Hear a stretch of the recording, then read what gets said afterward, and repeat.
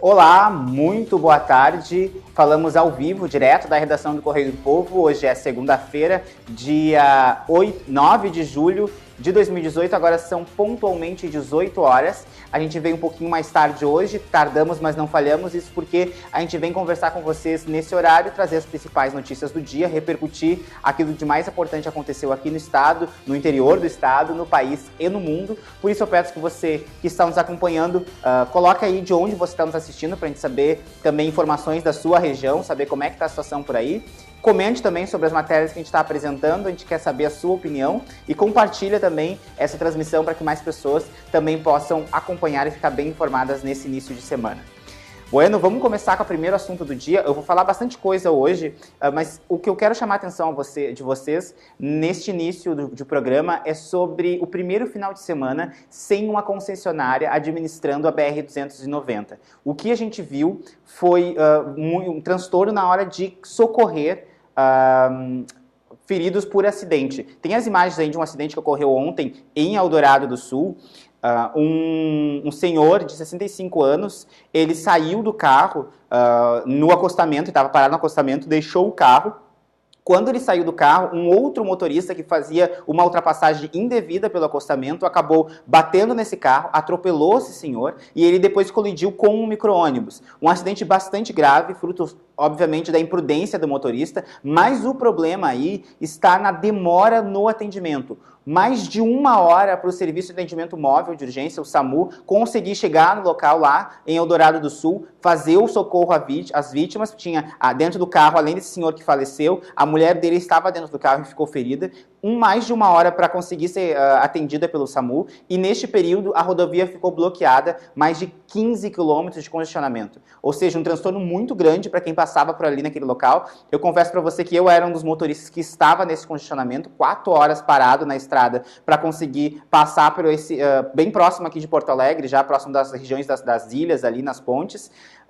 E hoje o que se viu também foi um problema relacionado ao atendimento de emergência. Aqui próximo da arena, já na Freeway, um motociclista caiu da moto e também mais de 1 hora para ser socorrido.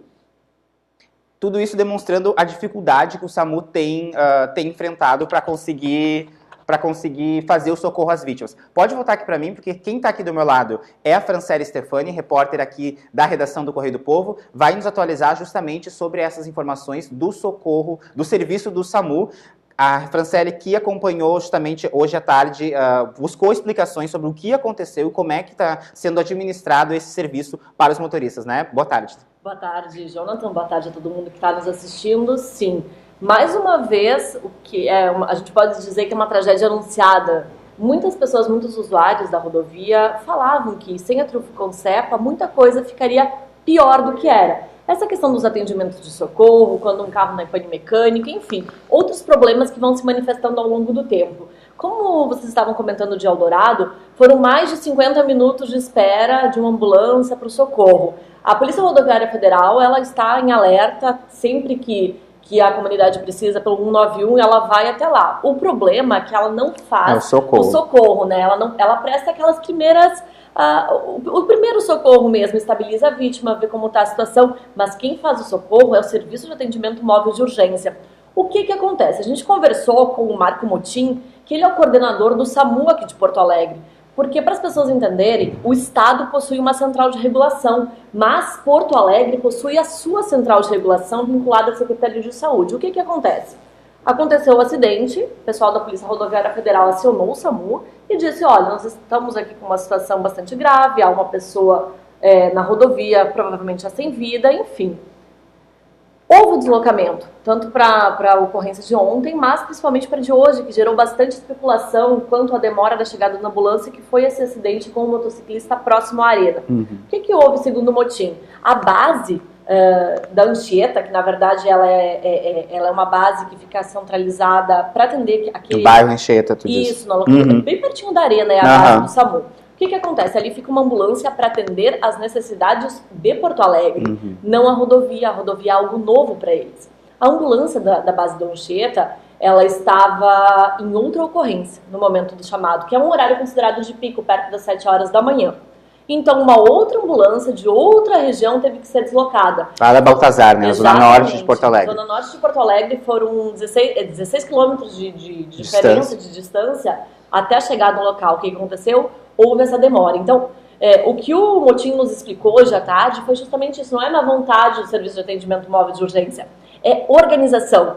Porque eles foram pegos de surpresa, Jonathan, até para os nossos espectadores saberem. O SAMU de Porto Alegre não foi comunicado oficialmente, que passaria a atender essa demanda extra. Exatamente. Então, eles não tiveram tempo para se reorganizar. Tanto que a novidade para os nossos espectadores é essa, é de que uma ambulância poderá ser, está em estudo ainda, gente, é estudo, poderá ser deslocada de alguma unidade para reforçar a base da Anchieta, para assim ficar mais próximo à rodovia para atender, então, essas ocorrências que envolvam vítimas. Pois é, eu quero voltar nas imagens ali do acidente de ontem de noite, porque foi um acidente gravíssimo que aconteceu. Hoje até não tivemos o acidente, essa queda que teve ali perto da arena, não foi uma queda de grande gravidade pro motociclista, mas esse acidente ontem foi um acidente muito grave, morreu uma pessoa no local, outras ficaram feridas. Esse motorista que avançou de maneira imprudente pelo acostamento, bateu nesse carro, ainda colidiu num micro-ônibus. Não tiveram feridos nesse micro-ônibus, mas o que a gente viu foi um acidente onde precisava de um socorro imediato e mais de 1 hora para chegar no local. E até, Jonathan, te interrompendo um pouquinho, vendo essas imagens, né?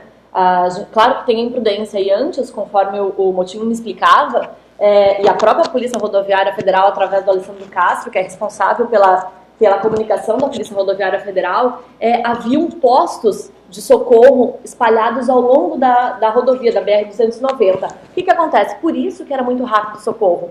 Não dava tempo de ter engarrafamento. O tempo de deslocamento era muito menor. Exatamente. Então, era por isso que tinha essa agilidade.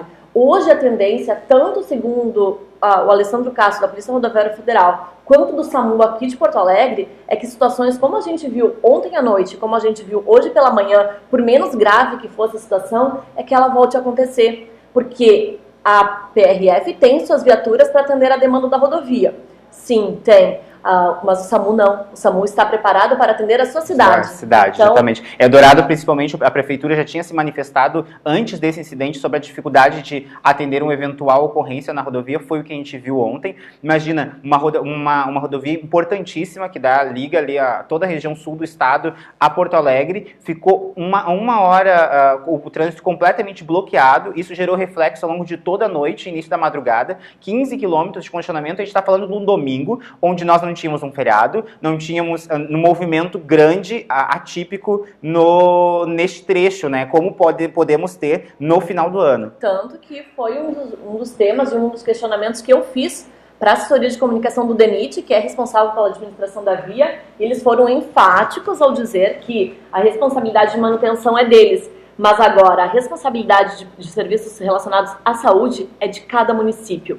Será que o DENIT vai ter dinheiro e vai ter recurso para fazer a manutenção das vias? E uma situação que pode ser mais grave ainda, Jonathan. Será que eles vão ter condições, os municípios terão condições de atender toda essa demanda de acidentes, de engarrafamento, enfim, tudo que pode provocar um congestionamento nessas rodovias? E o problema, sim, a gente fica entre a cruz e a espada, porque ou a gente tem uma rodovia pedagiada, os motoristas pagam por isso, uma boa parcela dos motoristas pagam a contragosto, acham que com razão já pagam muitos impostos e esse dinheiro deveria ser aplicado na melhoria da rodovia, portanto não precisaria ser pedagiada, mas agora nesse momento, quando a gente vê que o serviço foi suspenso pelo menos até fevereiro do ano que vem, questões básicas não estão resolvidas e aí quem paga o preço sempre é o cidadão. Mas neste momento também a gente vê muitas manifestações de usuários da rodovia falando o contrário, já mudando de opinião, dizendo que quando havia a Triunfo Concepa administrando essa rodovia,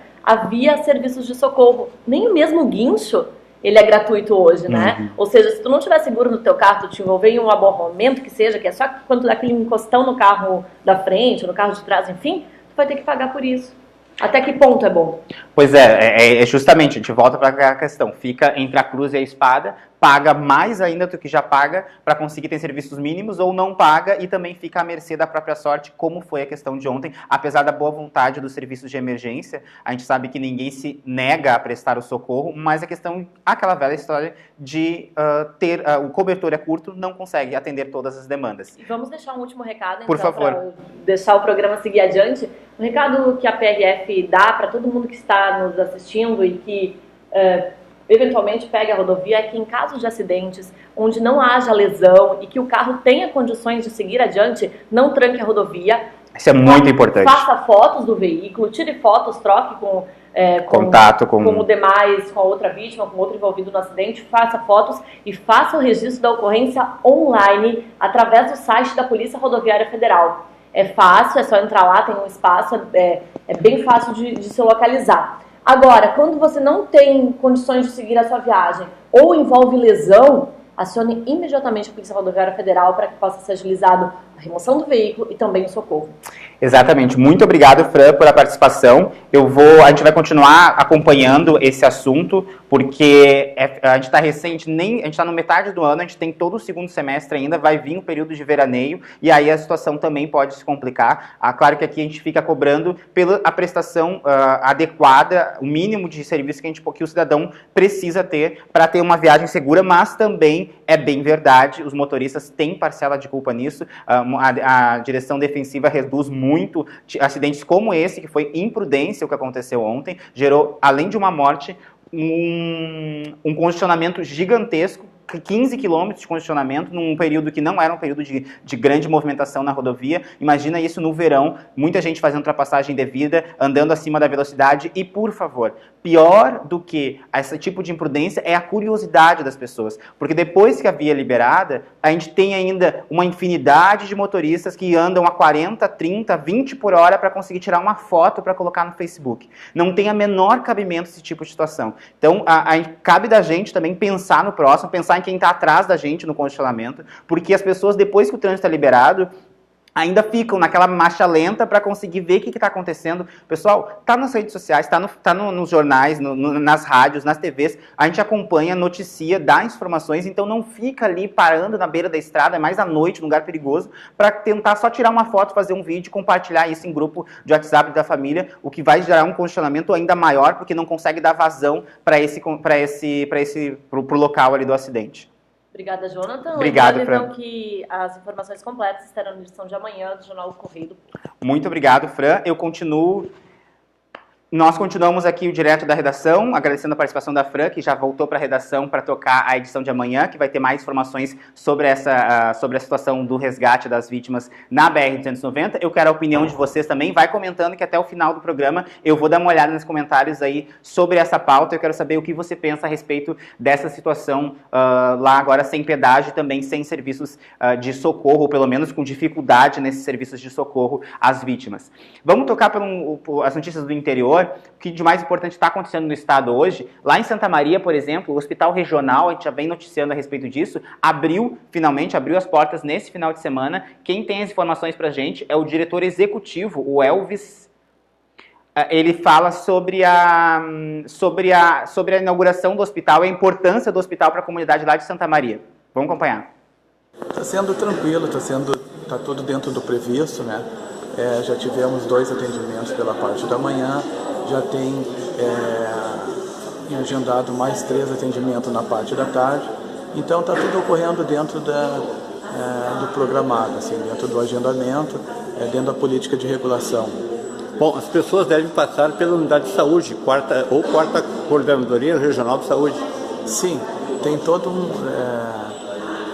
um caminho, um trâmite pautado pela regulação, aonde se inicia na unidade básica de saúde, no município de origem e a 4ª regional. Não adianta a pessoa chegar aqui no hospital, né? Não. Tem que ter esse referenciamento, né, esse matriciamento, para então a gente poder receber esse paciente. Bom, importante então essa inauguração para a comunidade de Santa Maria. Eu quero também eu ainda vou falar hoje sobre a questão Ontem foi um dia bastante polêmico, né? Você certamente sabe da função do ex-presidente Luiz Inácio Lula da Silva, o prende-solta, prende-solta, prende-solta. Nós vamos repercutir as últimas informações sobre esse caso, também vamos falar lá do resgate da Tailândia. Saíram 8 meninos já, a gente tem as imagens desse resgate, a gente vai acompanhar isso. Antes, vamos continuar aqui no estado, porque tem um programa legal lá em Caxias do Sul, de combate ao uso de drogas e violência nas escolas. O nosso correspondente na região, Celso Lisgola, explica pra gente esse projeto. Vamos dar uma olhada. O programa educacional de resistência às drogas e à violência formou mais 280 estudantes da 5ª série e sem pais no município de Farroupilha. Evento ocorrido agora no fim de semana. Desde 2002, quando foi criado este projeto, cerca de 28 mil alunos já passaram por ele. Programa que tem como objetivo conscientizar os estudantes para os malefícios do uso das drogas. O mentor do programa, o soldado Narciso Trevisol, adianta que para este segundo semestre, 600 novos alunos de 5ª série deverão participar das aulas deste programa.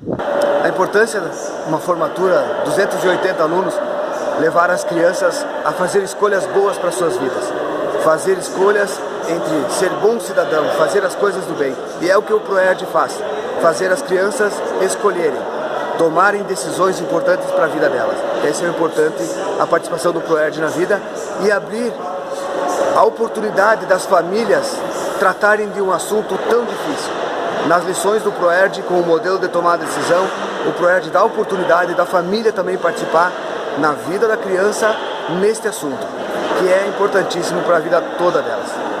Programa que vai ter continuidade nesse segundo semestre, Trevisol. Vai ter continuidade no segundo semestre, vamos ampliar a abrangência do programa com mais 3 instrutores, fazendo mais uma parcela do 5º ano, uma parcela do 7º ano também, e eu continuando também com o ProERD para os pais nas escolas. Bom, e a gente falou da BR-290 aqui, também tem informação sobre a BR-116, pessoal lá do sul do estado, isso porque a rodovia, o trecho duplicado da BR-116, que liga Porto Alegre a Pelotas, ia ser aberto para o tráfego de motoristas hoje, mas em função da chuva foi adiado para amanhã. Quem tem as informações é a Angélica Silveira. Vamos acompanhar. Em função do mau tempo, o DENIT passou para amanhã a liberação de mais um trecho duplicado do contorno de Pelotas. Com isso, o contorno de Pelotas, que tem 23,69 km, chega a 14 km liberados para o trânsito de veículos, ou seja, 88% da obra que começou lá em 2012 já vai estar concluída. Logo, atenção aos motoristas que vão a Porto Alegre, que a partir de amanhã encontram a via duplicada, e os que vêm de Porto Alegre para Pelotas vão encontrar a pista simples durante os próximos 15 dias, pois o DENIT ainda realiza ajustes na pista. Bom, e vamos voltar aqui para... Na verdade, a gente não vai voltar para Porto Alegre, a gente vai ir para Curitiba, isso porque a polêmica da vez, ontem, o dia todo no noticiário só se falou nisso, essa batalha judicial envolvendo o ex-presidente Luiz Inácio Lula da Silva, um habeas corpus de soltura, a manifestação do juiz Sérgio Moro indeferindo, pedindo que não fosse acatado esse pedido, um novo habeas corpus de soltura, uma nova ordem pedindo para que não fosse efetivado, um terceiro habeas corpus mandando liberar em 1 hora, e aí a manifestação do presidente do TRF4 falando que, por hora, nada deveria ser feito. Tudo isso ocorreu ontem, a gente acompanhou com expectativa todo esse noticiário, certamente você também ficou apreensivo ao longo do dia, sabendo se o ex-presidente iria ou não ganhar liberdade, e a informação de hoje é que a PGR se manifestou, a Procuradoria-Geral da República defendeu que nenhum desembargador do Tribunal Regional Federal da 4ª Região tenha mais competência para julgar habeas corpus do ex-presidente Lula e que esse habeas corpus deva ser julgado pelo STJ. Essa é um pedido, a manifestação da PGR em função desse imbróglio todo ocorrido no dia de ontem.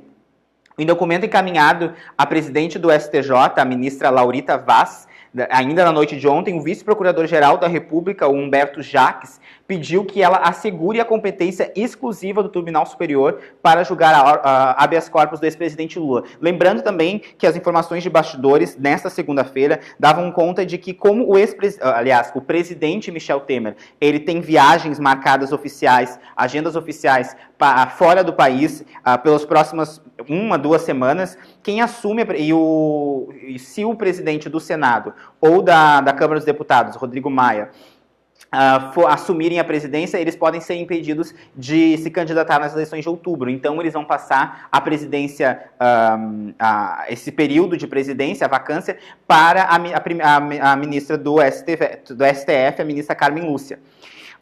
A informação de bastidor que circulou hoje é de que a defesa do ex-presidente estaria articulando a levar ao STF, neste período em que a ministra Carmen Lúcia estaria, portanto, na presidência da República, um pedido de habeas corpus do ex-presidente Lula, que daí, neste caso, seria julgado pelo vice-presidente do STF, o Toffoli, o ministro Toffoli.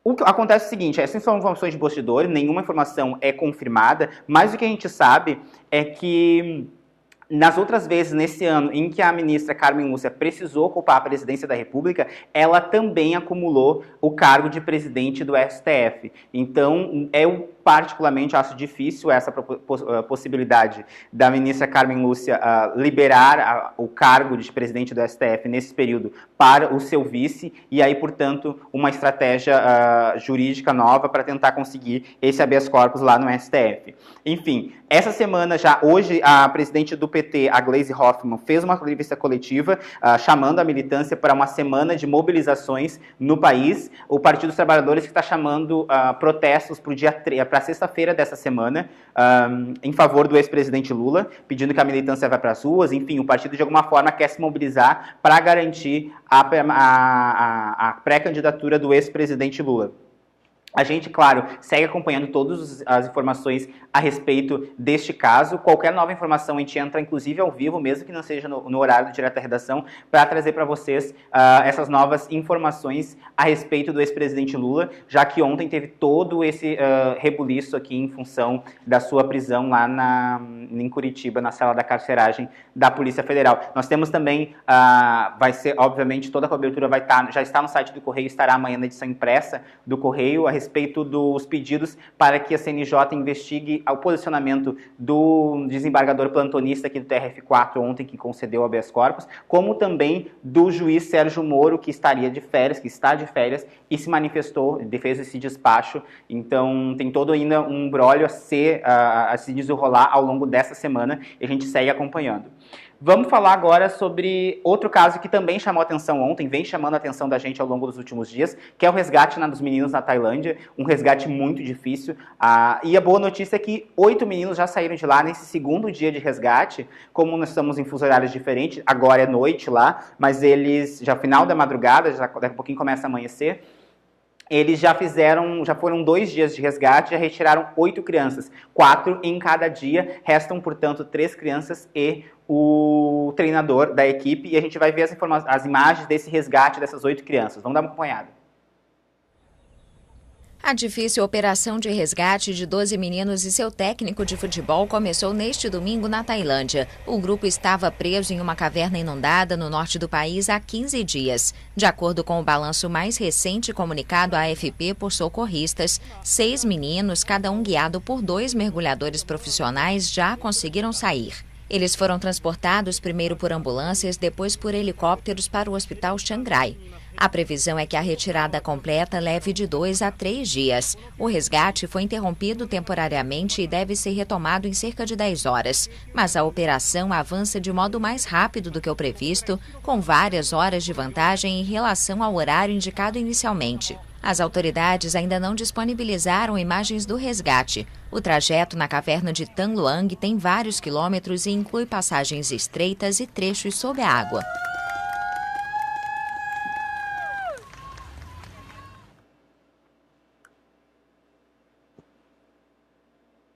Boa notícia, então, é que esses meninos estão bem, já estão no hospital, recebendo os devidos cuidados, e agora restam apenas 3 deles e o técnico para serem retirados lá dessa caverna. 4 quilômetros de profundidade, enfim, uma dificuldade muito grande, mas pelo menos já conseguiram sair de lá, a parte deles, então a gente continua acompanhando esse resgate e torcendo muito para que tudo dê certo. Antes de encerrar, vamos fazer um giro aqui para as últimas informações do site do Correio do Povo. O Ministério Público e o governo do Rio Grande do Sul vão recorrer contra o retorno de presos perigosos. Eles foram alvo de uma operação no ano passado da Segurança Pública aqui no estado.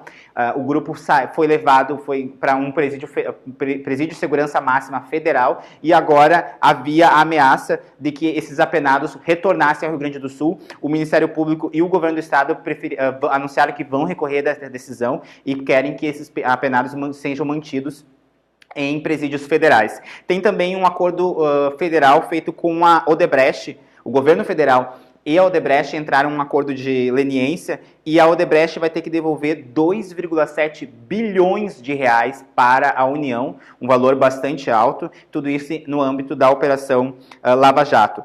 Tem também as últimas informações sobre o caso do Lula, do resgate na Tailândia, e uma informação importante está lá no site do Correio. Hoje de tarde, aqui em Porto Alegre, a SUSEP foi alvo de um resgate de um preso.